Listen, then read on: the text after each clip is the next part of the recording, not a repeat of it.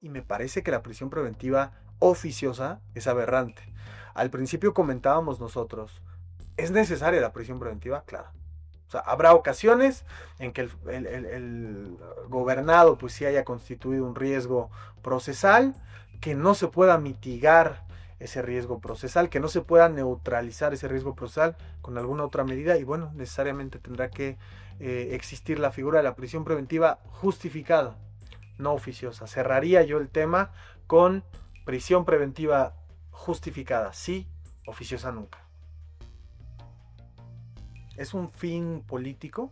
Al final del día la política va de manera paralela de la mano con el sistema jurídico y básicamente el tema relativo a la prisión pues ha existido siempre, ¿no? O sea, podemos analizar desde los subsistemas romanos o los subsistemas griegos de impartición y administración de justicia, hablar del common law, hablar de los sistemas acusatorios en España, en Chile, en Colombia, que han aplicado ese sistema de justicia penal y que de alguna manera les ha funcionado en aras de poder democratizar al derecho penal.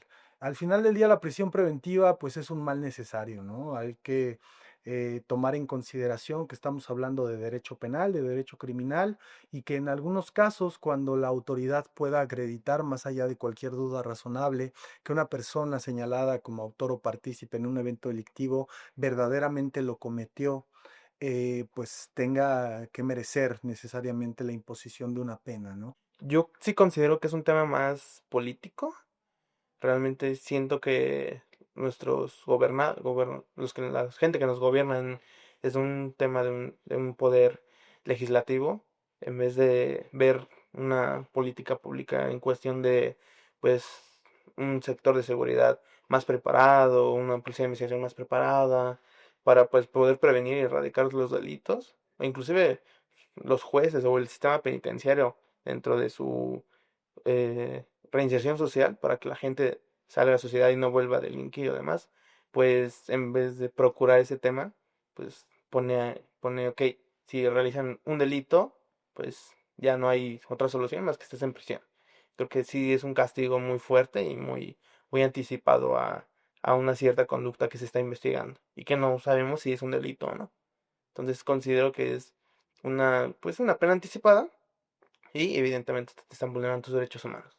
El tema relativo a la prisión preventiva, como lo entendemos en México, ha ido variando de acuerdo a los sistemas de justicia penal que han existido, ¿no? Remitirnos al Código Penal de Martínez de Castro en 1935, ¿no? Que hablaba precisamente de un sistema de justicia inquisitorio, posteriormente un sistema mixto en donde se analizaban los problemas penales a través de cortes populares, ¿no? Es como el primer acercamiento que tuvimos con un sistema acusatorio similar al griego, similar al romano.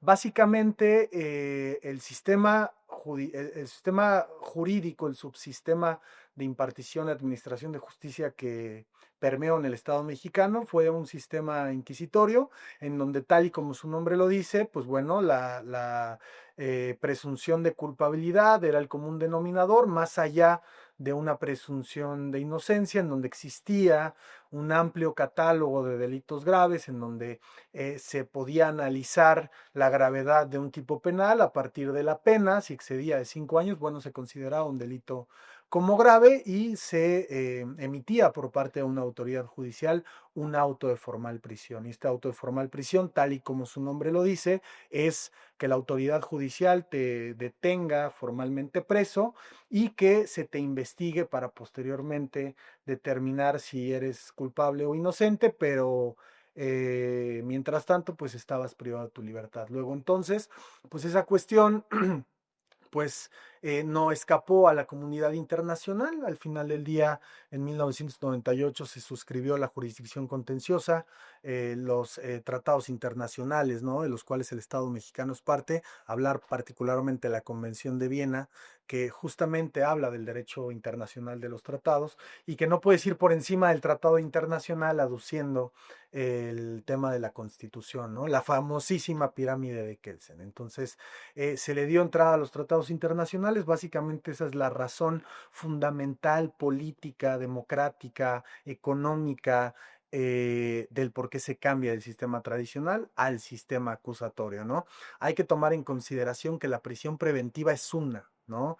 Inclusive hubo una contradicción de tesis, la 393 diagonal 2011, que muchas veces era utilizada por los agentes del Ministerio Público hace 2 años, que fue cuando se condena por segunda vez al Estado mexicano y se señalaba que se tenía que atender al derecho doméstico, a la constitución política de los Estados Unidos mexicanos, básicamente al Pacto Federal, dejando de lado a los tratados internacionales. Siendo que esta contradicción realmente no establecía esto, lo que establecía esta contradicción es que en tratándose de temas que atentaran contra la seguridad nacional, el presidente de la República, con anuencia del Senado, podía suspender ciertos derechos constitucionales consagrados en el artículo 29 constitucional. Naturalmente, si hablamos nosotros de presunción de inocencia, pues no está consagrado en el 29 constitucional, todo lo contrario está en el 20 apartado B de la Constitución Federal y pues no se podía tocar, ¿no? Entonces, no tenía cabida esta contradicción de tesis en relación o bien en tratándose de la prisión preventiva. Se modifica este subsistema de justicia penal del corte inquisitorio bien mixto a un sistema acusatorio. Sin embargo, pues la prisión preventiva ha sido entendida como una, ¿no? O sea, no podemos entender, estudiar, analizar la prisión preventiva como si fuera una prisión diferente a la del sistema tradicional, ahora un sistema acusatorio. Lo que sucede es que cuando se incorpora este sistema de justicia penal el 18 de junio del 2008 y posteriormente ya cobra relevancia en 2016, es decir, ya es heteroaplicativo a toda la República Mexicana, porque al principio entraron únicamente 4 estados, el Estado de México, Puebla, Morelos, no recuerdo ahorita cuál, creo que fue Sinaloa, ¿no? No recuerdo ahorita, fue un estado del norte, únicamente ellos en 2008 son los que entran primero con el sistema acusatorio y es hasta 2016 que ya es heteroaplicativo a todas las entidades federativas. Em, se tiene esa parte de incorporar al 19 constitucional, segunda fracción, el tema relativo a la prisión preventiva oficiosa, en donde por un tema de política criminal, el gobierno calderonista estimó que era necesario que en ciertos delitos se impusiera la medida cautelar de prisión preventiva, esta a rajatabla, esta de manera tasada, esta de manera obligada. Eso pues en gran medida le dio al traste, perdóname mi buen francés, a diversos tópicos como valoración de prueba, ponderación de prueba, razonamiento de prueba, desahogo y admisión de la prueba y naturalmente a la presunción de inocencia. Algo importante a destacar que en el sistema tradicional bien mixto, la presunción de inocencia no era considerada un derecho fundamental. Por eso es tan importante y está tan polemizado el tema relativo a la prisión preventiva porque trastoca muchas cosas, ¿no? Entonces, hablar del debido proceso, hablar de la presunción de inocencia, en su vertiente de regla de trato procesal. El subsistema denominado acusatorio tiene por regla general que todos los procesos penales sean llevados en libertad. Es un derecho penal del amigo que apela precisamente a privilegiar, ponderar, respetar, garantizar en todo momento la presunción de inocencia, ¿no? No detenerte e investigarte después, sino investigarte para posteriormente poder determinar si eres merecedor a un arraigo, si eres merecedor a una prisión preventiva, porque precisamente también hablar de prisión preventiva, pues naturalmente implica también hablar del arraigo, ¿no? Yo diría que tiene diversos impactos. El primero es un hacinamiento carcelario, donde nuestras cárceles lamentablemente por esa figura de la prisión preventiva oficiosa se están llenando, y eso a la vez pues vulnera derechos humanos de las mismas personas que se encuentran privadas de su libertad por una medida cautelar que ni siquiera entró al estudio, sino que por nada más por un simple señalamiento y una vinculación a proceso y porque ese delito por el cual se hizo el señalamiento, por el cual se empezó a investigar, es de prisión oficiosa, cárcel. Entonces eso sí provoca un hacinamiento en las cárceles donde las personas ya no caben en nuestras cárceles. Y yo creo que otra consecuencia podría ser también mm, la vulneración de los derechos humanos de esas personas y la criminalización a la pobreza.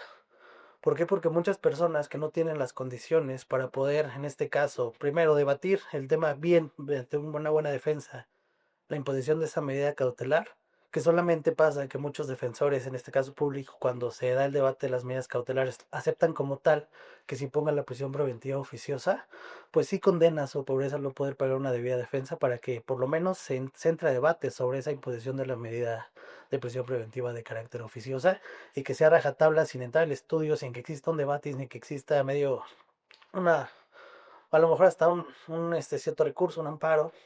Ahora que tenemos la contradicción de tesis, la 1925, donde nos vuelve a dar oportunidad a nosotros, como defensores, tener la oportunidad de que el juez vuelva a generar audiencia de revisión, pues las personas que no tienen una buena defensa, en este caso también las personas que no pueden acceder a ella de manera económica, pues sí se les vulnera ese derecho y se les criminaliza, y pues tienen como consecuencia esa lamentable imposición de la prisión preventiva de carácter oficiosa.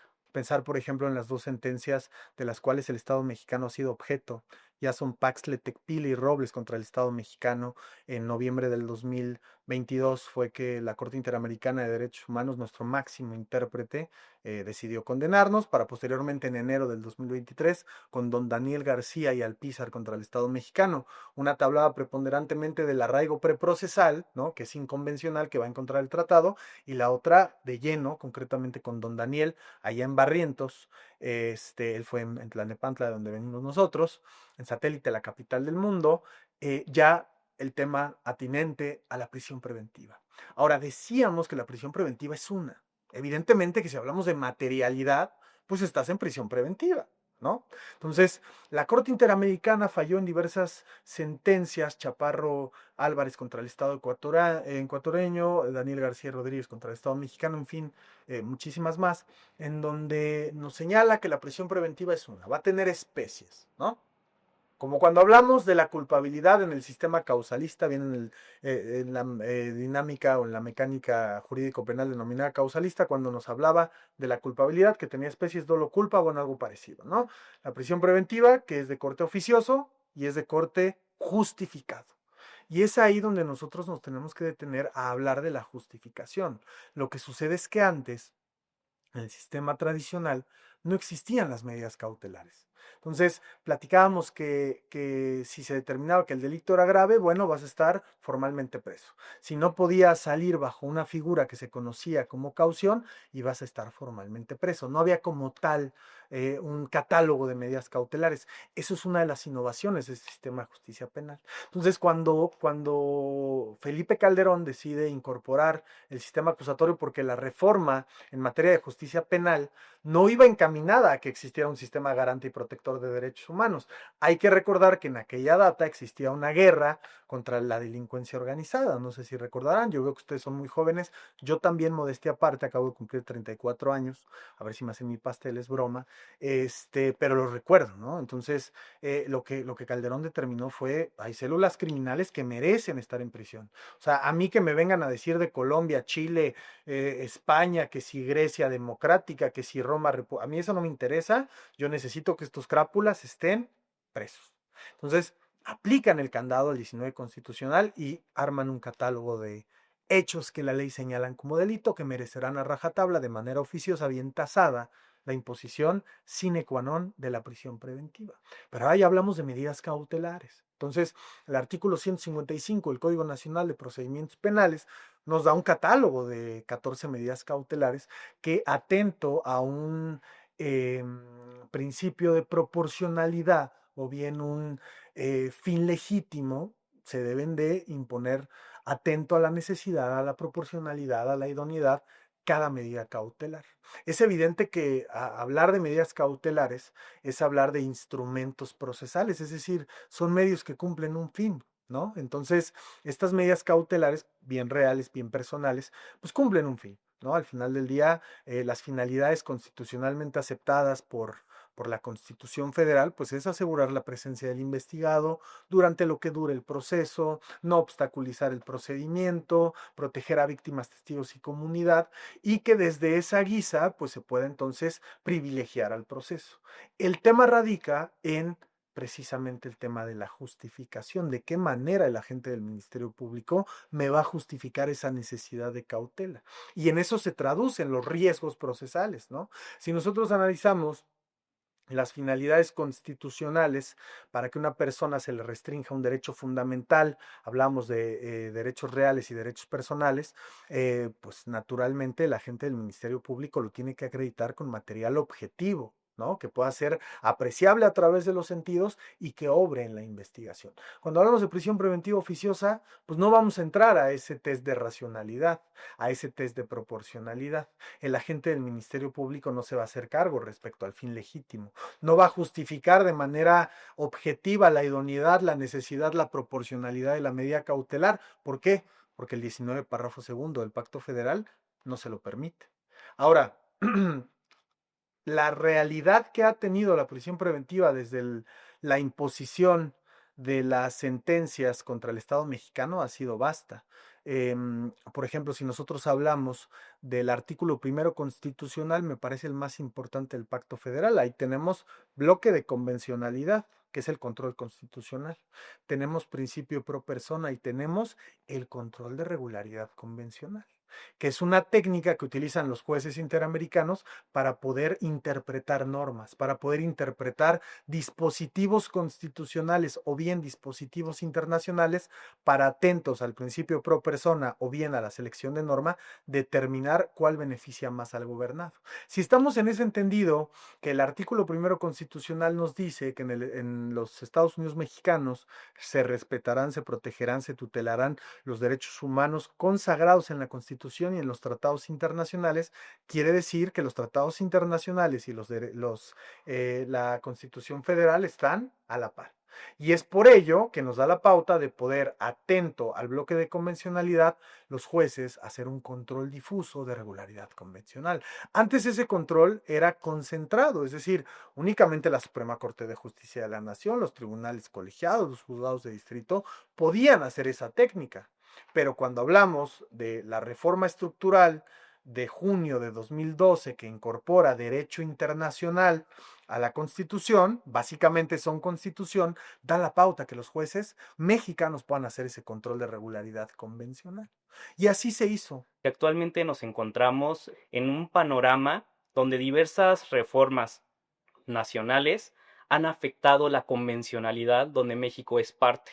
¿Por qué? Tenemos el artículo 8.2 de la Convención Americana que nos habla de la presunción de inocencia. En cambio, en el bloque constitucional tenemos en la Constitución el artículo 20, donde igual nos habla sobre la presunción de inocencia. ¿Qué quiere decir esto? Que el eje rector del derecho penal es la presunción de inocencia, donde actualmente ha habido un ligero atropello por parte de las autoridades jurisdiccionales. ¿Por qué? Actualmente nos enfrentamos a una reforma donde se ha ampliado el catálogo de delitos que ameritan prisión preventiva oficiosa, donde estos de manera autómata o de manera automática, por simple hecho que se le ha atribuido a una persona gobernada que está pasando el proceso penal, directamente es prisión. Ya no se ve de lleno una regularidad convencional donde se tiene que ver una idoneidad, una necesidad o una proporcionalidad para que el gobernado que está dirigido a un proceso penal se analice o se pondere si la medida cautelar que se le va a colocar es la más lesiva de prisión. Actualmente nos encontramos en una disputa donde tenemos el artículo 19 constitucional que nos dice delitos de prisión preventiva oficiosa de manera automática. Pero por otro lado tenemos el artículo primero constitucional, párrafo segundo, donde nos habla sobre los tratados internacionales. Es donde los jueces y órganos jurisdiccionales tienen que hacer un análisis. Si ven por el bloque constitucional y con una supremacía constitucional, o se atreven a realizar un control difuso convencional, donde muy pocas autoridades, muy pocos órganos jurisdiccionales se atreven a hacer este análisis, este bloque, bueno, esta regularidad convencional, donde en ocasiones se ha inaplicado la prisión preventiva oficiosa. Pero hoy en día nos encontramos en un órgano jurisdiccional, pues bastante inquisidor, ya que se rigen directamente por el artículo 19 constitucional. Directamente prisión preventiva en automático o oficiosa. Bueno, yo creo que va a ser un reto para el sistema judicial el imponerse un poco en el sentido de que no se le quiten atribuciones y facultades que en sí tienen el poder judicial inherentes a él, ¿no? Es decir, como hay temas políticos y sociales que puedan influir en que puedan reformar artículos importantes, a lo mejor como el primero constitucional, en el que México ya no pueda ejercer a lo mejor una técnica de control difuso ante los tribunales en materia penal, pues sí sería una complejidad. Ahora, el reto yo creo que es en el sentido de las nuevas personas y nuevos jueces que van a entrar al Poder Judicial, pues que se les haga una valoración y un tipo de que tengan esa valentía de poder ejercer aún así y poder interpretar las leyes con base a lo que está reglamentado en el primero constitucional y en los tratados en los que México es parte, ¿no? Como los tratados internacionales. Entonces, yo creo que ese va a ser el reto más importante de México y de las personas que van a estar impartiendo justicia en el nuevo sistema que se va a implementar, ¿no? Eso para mí yo creo que es un reto importante. Desafortunadamente, en nuestro país, aunque ya se habían tenido los mecanismos para que no hubiera en todos los delitos prisión preventiva oficiosa, en muchos estados de la República no se aplicaba. No se aplicaba ni el control de constitucionalidad, ni el control de convencionalidad. Y ahorita que vamos a tener un poder judicial tan disminuido, porque no están los que debían estar, que son los juristas de carrera, la gente que ya ha tenido muchísima experiencia en muchísimos campos. Las personas que van a venir ahorita son por cuestiones políticas, por pertenecer a un partido. Hay personas que tienen 23 años, 24 años, que acaban de terminar la carrera de Derecho y que no tienen la experiencia como para poder realmente juzgar lo que está bien o lo que está mal. Yo le veo un panorama muy malo al Poder Judicial en todos sus aspectos, tanto penal como familiar, etcétera. No vamos a tener las defensas. Nuestra Suprema Corte de Justicia está totalmente mermada. Empezamos con una, ¿puedo decir nombres? Lenia Batres, que verdaderamente es una persona que no sabe diferenciar entre un amparo directo y un amparo indirecto. Estamos con la señora que es la Ortiz Pinchetti, que su marido pues es el que se le cayó una plaza y no hubo ningún problema. La señora plagiaria que se plagió 3 tesis, no una ni dos, 3, y que hizo todo lo que pudo con su poder político para que no se le juzgara, no se le determinara. Eso, si tenemos esos 3 ejemplos dentro de la Suprema Corte de Justicia de la Nación, ¿qué vamos a esperar? La división de poderes, según mi opinión, murió ayer. Yo creo que no está al nivel, derivado a que les falta como más eh, tener esa parte de empatía, ajá, a lo que se lleva. O sea, prácticamente el Poder Judicial es esto y ellos siguen ese mecanismo. O sea, realmente pues no tienen como la idea de realmente si eso se tiene que aplicar, sí o no. Ellos llevan una red y ellos dicen, esto es lo que tenemos que hacer. Y es a lo que ellos se enfocan. Para mí, yo creo que el Poder Judicial no, ni está ni ha llegado. Creo que les falta más aprendizaje de lo que se tiene que llevar para llegar al punto que nosotros queremos como justicia o que se lleve dentro del procedimiento penal y que nunca pues se viole lo que es la presunción de inocencia en el caso de una prisión preventiva oficiosa. Ese sería el contexto que yo creo que es necesario porque no llega, creo que les falta o nos falta para llegar al punto que queremos que ellos estén. Nosotros tuvimos la oportunidad, y digo con mucho agrado, ahí en el Distrito Judicial de Catepec, hacer un control de regularidad convencional, atento al párrafo 118 y 117 de la sentencia Sonpaxle, Tecpil y Robles contra el Estado mexicano, que obliga de manera autómata y oficiosa a los jueces interamericanos a hacer esa técnica, atento al pro persona. Y afortunadamente pegó, afortunadamente tuvimos una jueza garante y protectora de derechos humanos, tal y como lo establece el primero constitucional, ¿no? Que los obliga a todas las autoridades en el ámbito de sus atribuciones, competencias, de velar, proteger, respetar, garantizar los derechos humanos de todos y cada uno de los gobernados. Luego entonces se hizo ese control, se inaplicó la prisión preventiva oficiosa y ahora sí entramos al tema de debate, ¿no? A la prisión preventiva justificada, ¿no? Yo considero que es derecho penal de lo que se está hablando y naturalmente que en algunos casos habrá que estar en prisión. Hay ocasiones en que sí,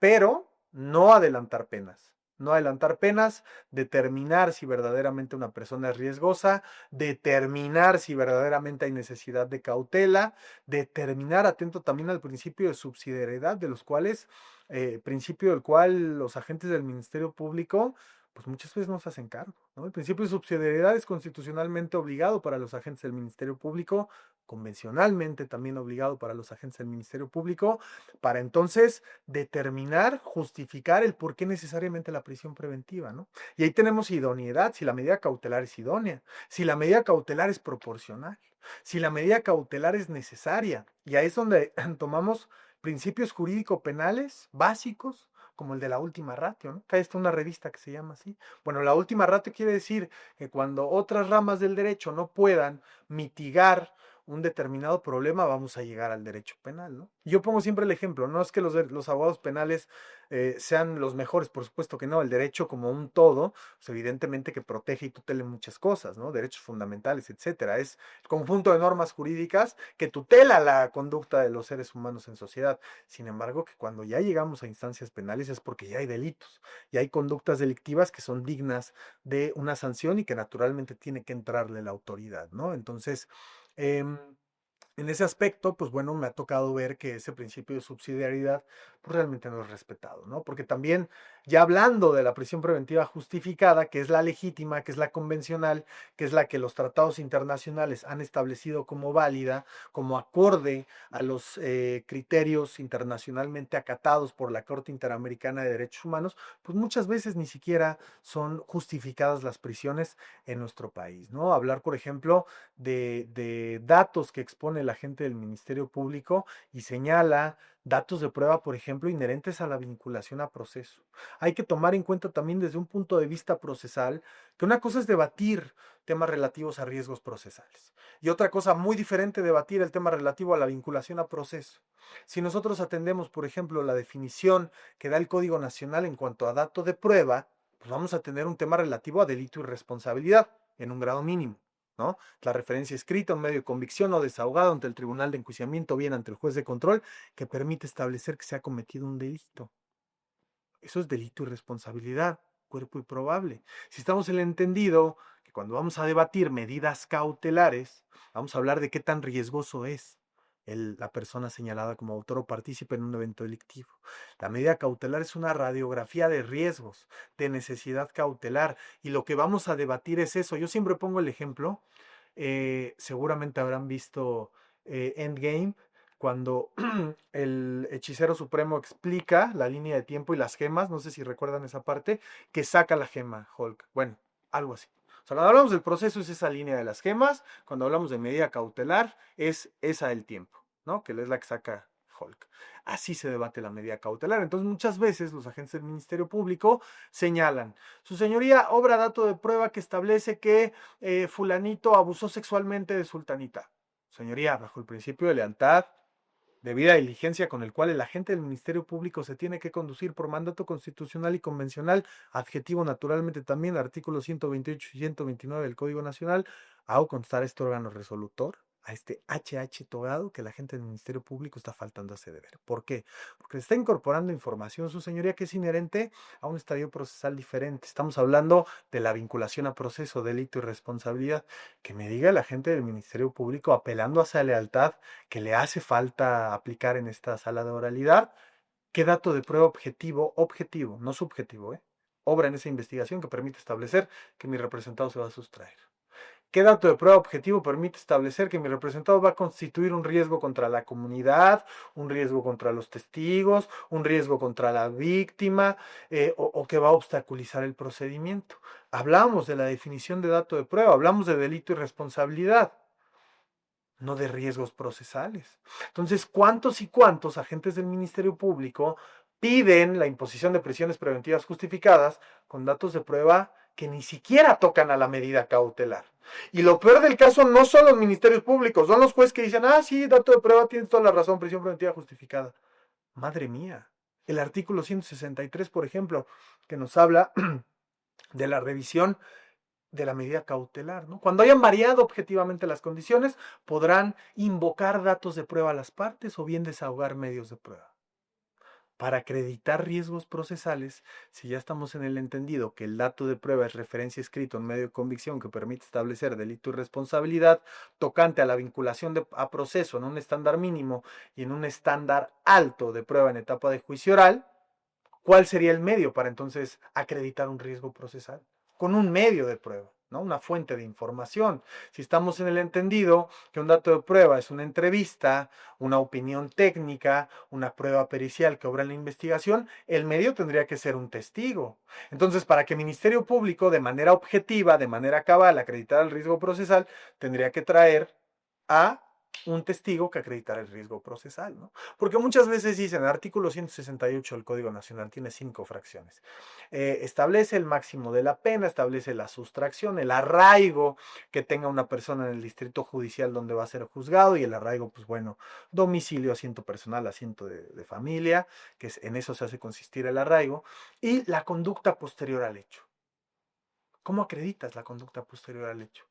Si estamos hablando de un delito flagrante, en donde policía Juanito y policía Pedrito detuvieron a la persona en flagrancia y dicen que se sustrajo, que corrió y que lo detuvieron, ¿no tendrían ellos que ir a atestar ante el juez de control para acreditar de manera probable esa conducta posterior? Pero ojo, la Corte Interamericana ya falló diciendo que el hecho de que el gobernado corra al momento de una persecución en flagrancia, inmediatamente después de haber cometido un evento delictivo, segundo supuesto del 146 del Código Nacional, es una conducta normal. Entonces no es una conducta posterior. Imagínate que yo en 10 años de experiencia no he visto una sola vez, una, y que me cae en la boca, en donde lleven un testigo, donde lleven un policía, donde lleven una víctima. Únicamente dicen, señoría, la prisión preventiva porque hay un riesgo contra la víctima, porque yo creo, porque es un tema de feminicidio en grado de tentativa y la va a matar.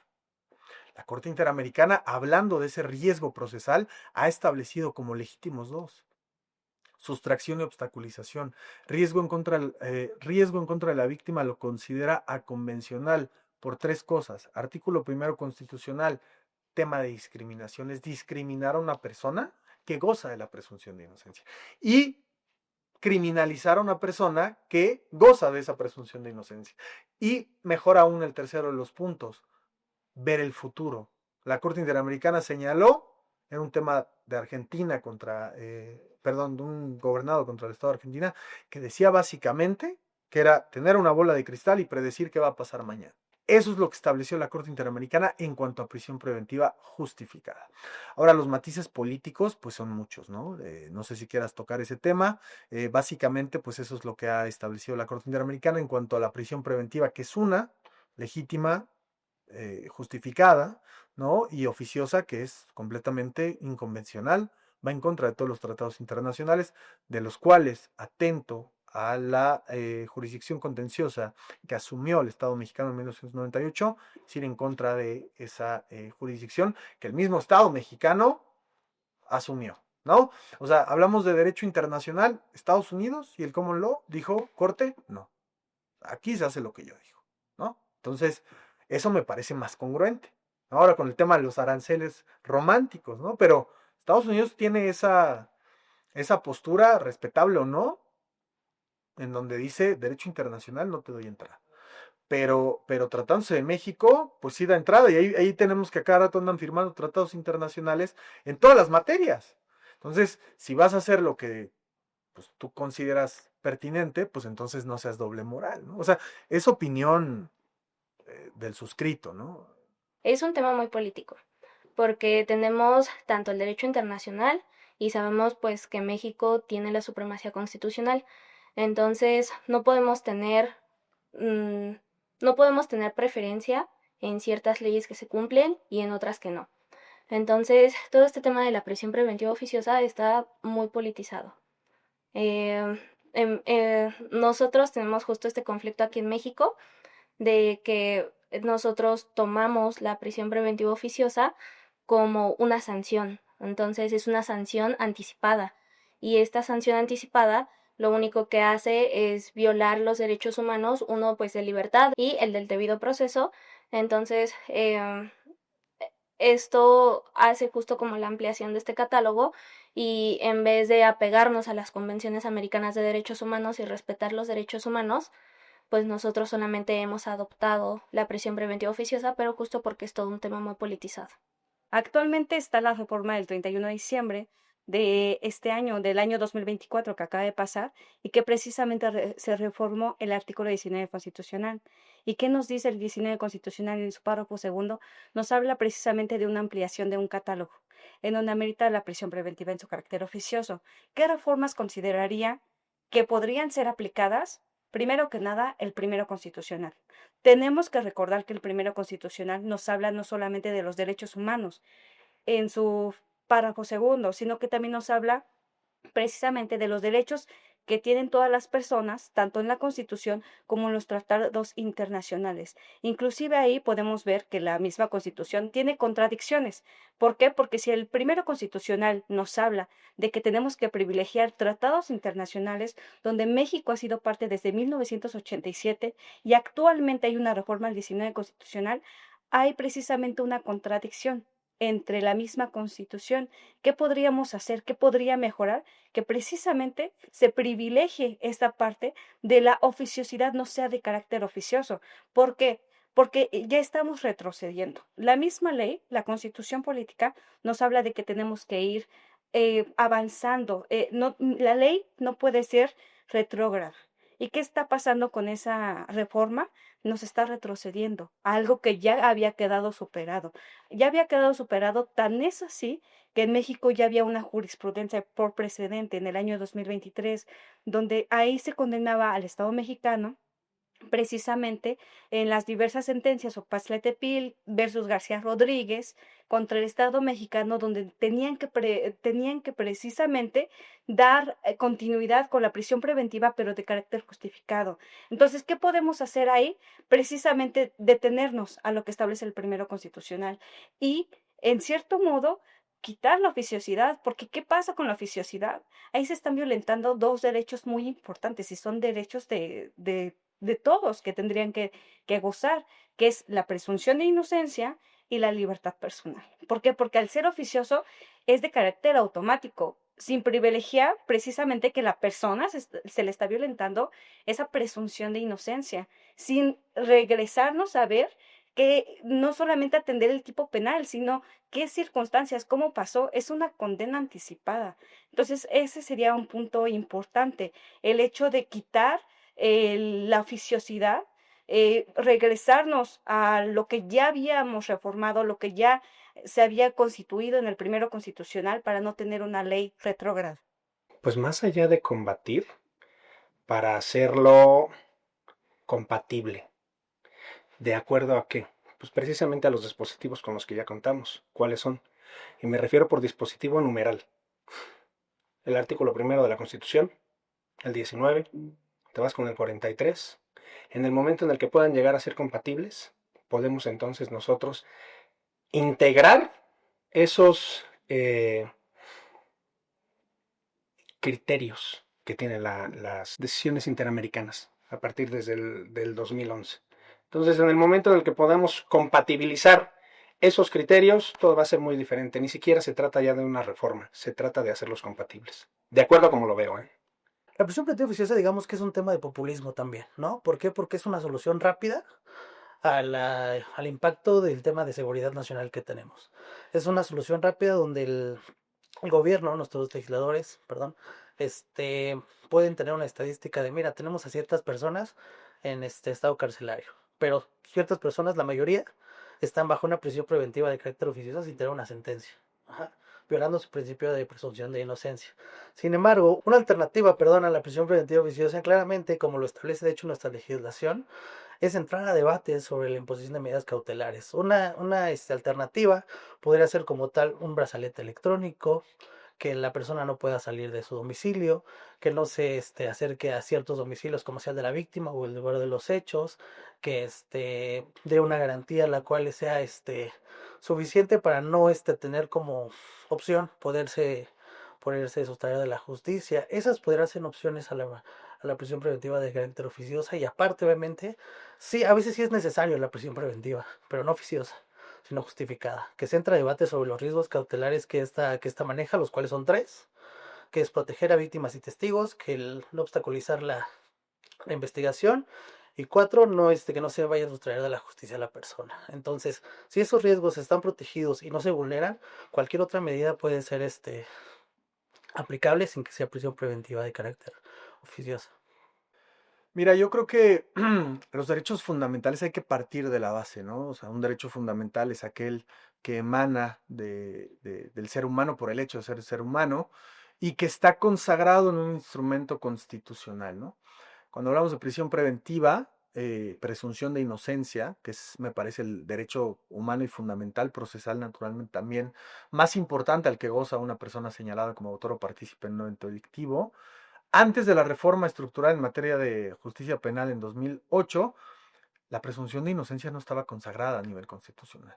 No estaba en la Constitución. Entonces era un derecho difuso porque era un derecho humano, pero no era un derecho fundamental. Y era un derecho humano porque estaba en tratados internacionales. Por supuesto que la presunción de inocencia estaba en cualquier tratado internacional, la Convención Americana de Derechos Humanos, el Pacto de Derechos Civiles y Políticos de San José, las reglas mínimas de Tokio, cualquier tratado internacional suscrito por el Estado mexicano, por ende era un derecho humano, pero no fundamental porque no estaba en la Constitución. Habiendo dicho lo anterior, creo que los matices que tiene desde un punto de vista político y económico la presunción de inocencia es grande, porque al final del día, un Estado, hablamos del tema político, y un gobierno sobre todo, se le va a juzgar conforme a la administración de justicia que imparta. Entonces, si nosotros tenemos un ejemplo pues muy burdo tal vez, en donde vemos en la televisión, y no somos abogados ni nada por el estilo, que agarran al presunto homicida de fulano, al presunto violador, al presunto secuestrador, feminicida, el delito que se les ocurra terrible, ¿no? ¿Qué es lo que va a pensar el status quo de la población? Que lo metan a la cárcel, que lo metan mañana a la cárcel. Eso es lo que va a pensar cualquier ciudadano común, ¿no? Entonces, ¿qué es lo que hace el gobierno? Me parece, porque tampoco es que trabaje para el gobierno, es, ¿sabes qué? Nosotros vamos a dar resultados y vamos a tener al posible, al probable feminicida, secuestrador, etcétera, etcétera, privado de su libertad. ¿Qué es lo que ha dicho la Corte? Prisión preventiva oficiosa, no. Ya nos condenaron 2 veces. Y en esas condenas se emitieron recomendaciones al Estado mexicano. Con esas 2 sentencias se le dijo, México, reforma tu constitución. Esta constitución desgraciadamente ha sido de las que más reformas ha tenido en su historia. Pues bueno, una más en materia de presunción de inocencia. Bueno, una más en materia de justicia, ¿no? Una más en seguridad. Una más en tratándose de prisión preventiva. Y sí lo hicieron. Pero, regresando a la oficiosidad, o sea, diciéndole a la Corte, pues no me interesan tus recomendaciones, voy a ampliar el catálogo y persiste la prisión preventiva oficiosa. Entonces, desde un punto de vista de conocedor del tema y me parece tu servidor un cuate que ha pugnado mucho por modificar el tema de la prisión preventiva oficiosa, considero que vamos pues un paso atrás o tal vez 2. Sin embargo, desde un punto de vista político, pues básicamente son decisiones políticas del actual gobierno y no del actual, sino que ya el pasado, pues ya tenía una opinión muy, muy marcada en tratándose de prisión preventiva oficiosa.